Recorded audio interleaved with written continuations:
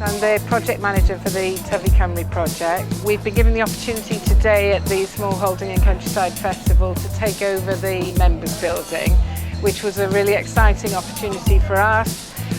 So we've got our growers who are interested to come and have their trade stands here today, and we're supporting commercial horticultural growers in Wales.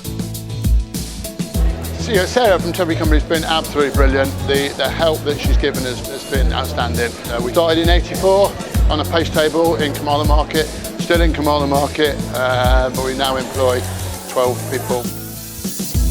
It's been a really good opportunity to be here at the Smallholders Show. The support has been amazing to be able to have the platform to show what we do and talk to people, both new and old customers. We've seen some old customers here. From a market research exercise, it's been a great opportunity, and we've also sold a lot as well.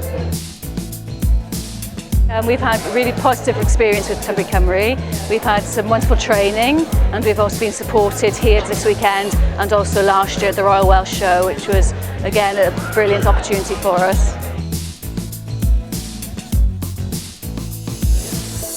Okay, is there talk about start over here if anybody's interested on shade-loving perennials, and epimediums are really good plants for dry shade. And dry shade is one of those problematic areas, you know. So what we've got here today is a demonstration of controlled environment agriculture. Generally for these types of crops, this is around 10 days worth of growth. So you can see a lot of crop can be grown in a very small area over a very short period of time.